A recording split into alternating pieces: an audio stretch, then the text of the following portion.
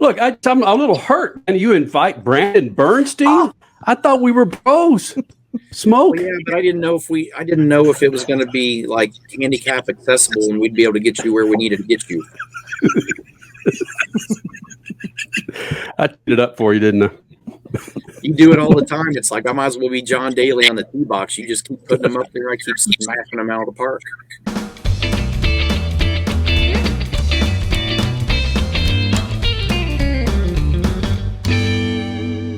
All right, so Tony Stewart joins us here in the Freak Nation. A big-time announcement for Stewart Haas Racing. But, Tony, quickly before we get to that, I got to – listen, I wouldn't do this for Jeff Gordon. I wouldn't do it for Dale Earnhardt. I wouldn't do it for John Force. I landed in Phoenix 40 minutes ago. My bags got off the plane in time. I was about $1.05 on the 10 freeway. I'm sweating my ass off because this is how much I love you, Tony, and care for you to make sure that I'm here for this interview with Smoke. Yet you won't invite Crash and me to your wedding?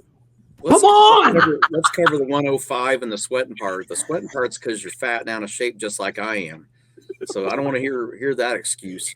But listen, we had a small wedding, very small wedding, and we tried to plan. We had a really cool strategy. We were going to plan this really small wedding and then this really big blowout bash reception.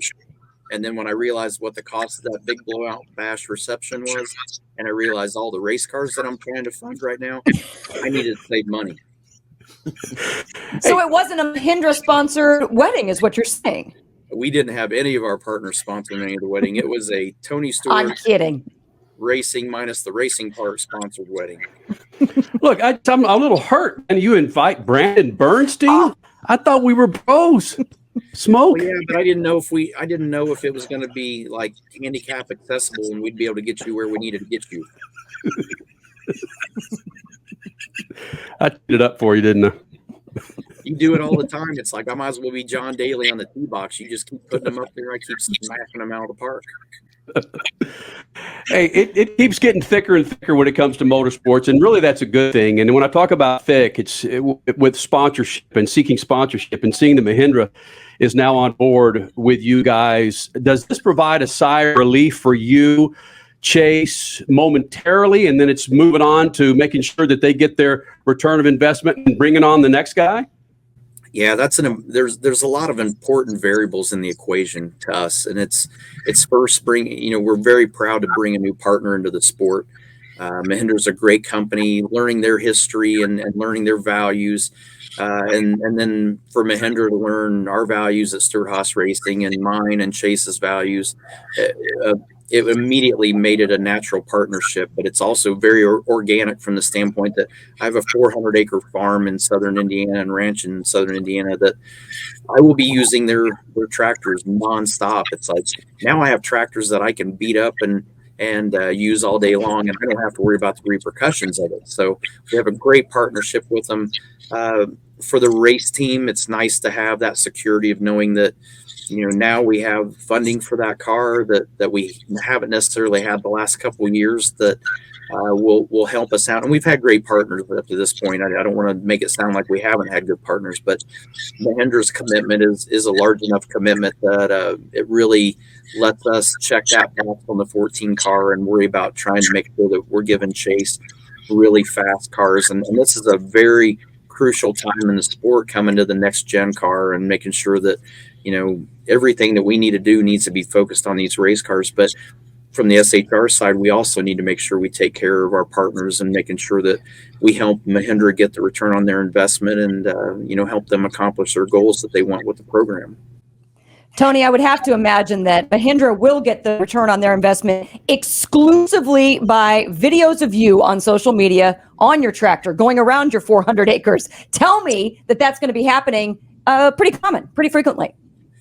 Well, when I'm allowed to still be in Indiana, Leah wants to be in Arizona a lot, which there's not a lot of tractors moving around the state of Arizona in the desert. But obviously on our ranch, I mean, we love what we're doing with social media and our YouTube channels. And I would say you'll see a lot of videos of us utilizing Mahindra equipment on our ranch. And, we do a lot of work there anyway, but now having a partner that is willing to give us equipment, anybody that's willing to give me free equipment to work on the ranch is, I question their thought process at times, but I can tell you the short amount of time we've been with the Mahindra people, we have a great relationship with them. The synergy there is just natural, and Varen and his staff are awesome to work with, and looking forward to a great partnership with them and using great products. Do they know, or are they aware, though? Because I think we talked about food with you last time and who's the chef in the relationship between you and Leah. But you had a video posted not too long ago that was kind of spectacular. I have to admit, it was your beer stew. Is Mahindra going to be expecting that kind of recipe when it comes to hospitality at the racetracks? I don't think they have any intentions of having me cook. You have to realize that is one of only two things that I even know how to cook. I can make chili and I can make eggs for breakfast and bacon. So that's literally the extent of my cooking talent. But I got experimenting a while back and remembered a competition that my uncle was involved in at a chili cook-off. And I remembered him putting a couple adult beverages in them, and made sure that I started working that into my recipe, and one bush beer in that pot of chili really takes it to another level that just kind of adds a little bit different flavor to it that I really like. Well, then. So Tony Stewart, right. How long is it going to be before we get Mahindra series for Mahindra Tractors racing on the 414 acres in Indiana? Well, I was going to go a step further than that. I was talking to Doug Bowles on the front straightaway, and I said, listen, we're getting ready to move this stuff around. I said, we're getting ready to try to see if we can break the world record for how fast a tractor can go around IMS. And he just shook his head, and he's like, I'm getting out of here. What you do. So I'm one of the few people, I think, that can come to the IMS racetrack and get away with pretty much anything we want to do within reason. I mean, Roger gets a little sensitive about a couple of things here at IMS, but he's pretty open to letting us play a little bit. Well, Lucas Oil has the tractor pull series, and some of those farmers put 15 or 20 blown engines hanging off of those things. 15 or 20. How about 4? I want to see one of those 20 engine tractors. That thing would be awesome. They could pull the earth out of its rotation. That's exactly what they do. They actually hook up to the bottom of each state, and they pull a state across another state. And if they get they call it good. And so if you can get those Mahindra tractors with all of those engines hanging off of them and whip them around Indianapolis Motor Speedway, you'll probably be the only guy on the grounds who could drive it. That, and I would say shortly after we try that, you guys will be coming to my funeral, and Kenny will be sweating and out of breath again. But now I will say this. I mean, the great thing about Mahindra is they've got a huge line, and the great thing about their dealers is they're all family owned. So, I mean, it's not like it's just a big corporation that's coming in. All their dealerships are family owned dealerships that, these people resonate with their communities, and people that have small farms at their houses, are really a Mahindra customer. So to see some of we literally had guys at our race shop at SHR that when they found out we were talking to Mahindra said, yeah, I'm in the market for a Mahindra tractor because I've got a small farm that we work on when we get home each day. And some of them have chicken ranches and little things. So the different varieties of tractors they have definitely have different uses and different size farms and what different applications are. So it's really a cool partner. It's something that's big. I'm going to go with your suggestion. I'm going to talk to him about a 20 engine tractor, and I'm still working on the roll cage and make sure Simpson Race Products gives me a new helmet that will handle this, and I'm going to go pray a lot. But hold on a second right there, Tony. You are a businessman. I mean, your racing days are mostly behind you, not completely behind you, but business. I said mostly, not completely, but business is you right now, and you own racetracks, you own race teams, you're doing a lot of stuff. So would you be one of those family-owned Mahindra businesses in the future, and you sell to your crew guys? I have so much going on in the world of motorsports between 4 Cup teams, an Xfinity team, the World of Outlaws team, a racetrack, 2 racing series, and then occasionally when I get to race, plus 2 NHRA teams and a wife. I think I have enough projects. and the wife. That might be the biggest thing. That's the other variable in that equation if you think about it. So. Okay, well, with that wife and with one of those race teams, might Mahindra make an appearance in the NHRA? I think it's possible. I mean, it's not on the docket for him right now, but we had a dinner last night with the people at Mahindra, and they got to meet Leah for the first time and hear some of her stories about what she does in NHRA, and kind of saw their ears perk up a little bit, like, wow, this is a different demographic all over again. Ooh. So, but I think it's, I think we want to make sure we do a good job for him on the NASCAR side, and I think it's really special for Chase to have Mahindra on his Chili Bowl car on the midget that he's going to run for Chili Bowl Nationals. And, we want to make sure it's a good experience for him. So if we can do a good job for him on the NASCAR side, maybe down the road, maybe they might want to branch out a little bit. Tony Stewart here in the Freak Nation. Of course, the announcement of Mahindra Tractors joining Chase Briscoe for the 2022 season and beyond. And Tony, you and I were walking through the hallway, and I see Kelly, then I see Leah, and then I thought, who's that little? Oh, that's Tony with Leah. What is this look? What is that look with you? I see that all the time. What the hell is that? A really beautiful woman and a really old fat guy. That's what that looks like. So I see that look a lot. Look, it's a very happy look. I'm very happy with my life right now. I've really been spoiling Leah since our marriage. We flew back to the States on Thanksgiving Day, and then we flew back to Indiana that Sunday after, and literally Monday morning we showed up at the race shop, and we've been living in the motorhome at the race shop ever since. So that's a honeymoon. Trying to set the bar really low, so when I do something that might be a little bit okay, it seems really good. Yeah, I see she's also Christmas tree decorator at Stewart Haas Racing. When that came in, I was like this. I'm like, man, we went from building race cars to building a damn tree in the shop. This is not right. So she's classing the place up. So I'm proud of her. She's the first one in the building. She leaves the motorhome each day before I do, and gets in there, gets to work. And then literally the other night we were, I'm running the midgets at Fort Wayne next weekend, and I was in there working on those. And at 1:15, she was in the shop with me, helping out, and she's pretty passionate about everything that I'm passionate about, and vice versa. So we're a pretty good pair.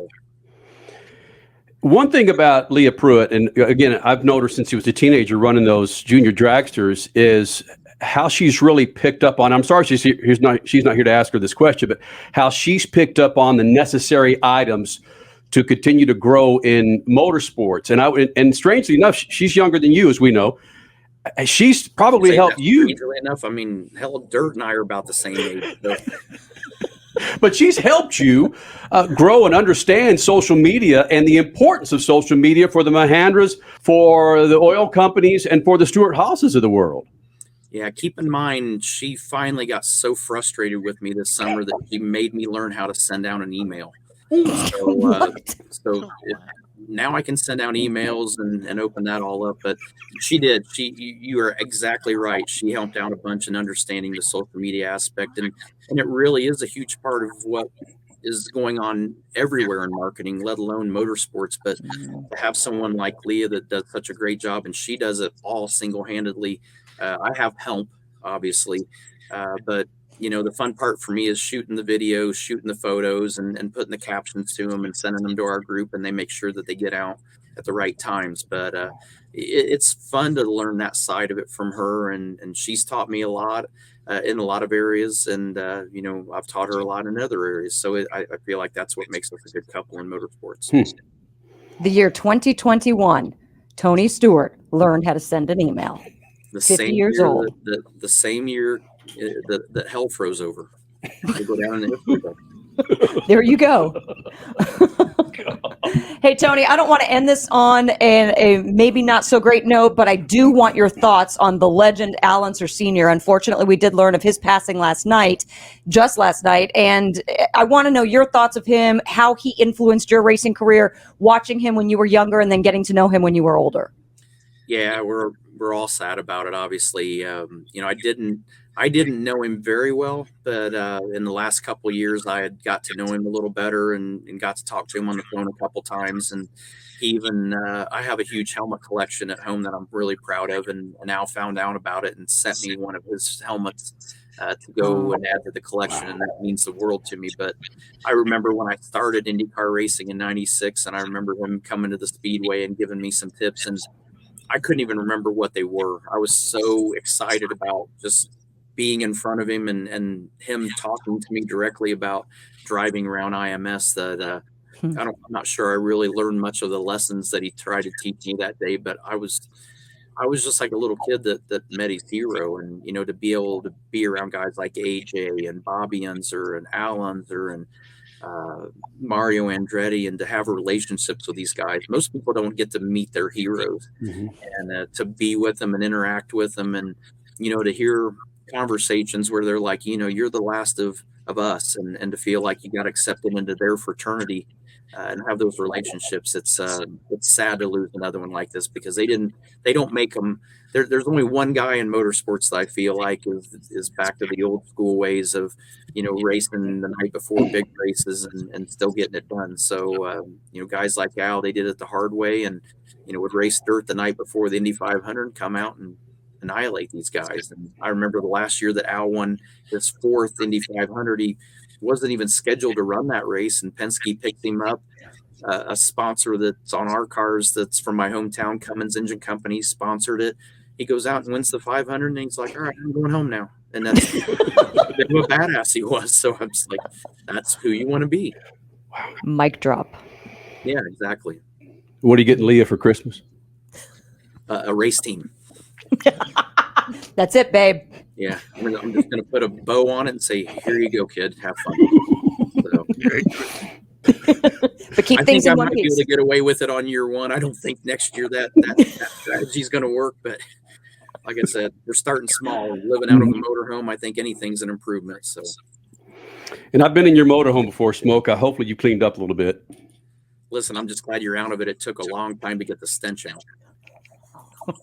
Well, that was the loaner motorhome. That was the one that, because something happened on the way to TMS, so you were on a little loaner, a little lean-to. That was the loaner. Yeah, well, that's why he stunk it up so bad. There wasn't much room there, and the ventilation system was terrible. So, yeah, all right. Kenny doesn't want to relive that. The Old Spice sponsorship. See if we can help him out. So, God, you start this. You know, every week you start this way, and then I got to sit there and just knock you down.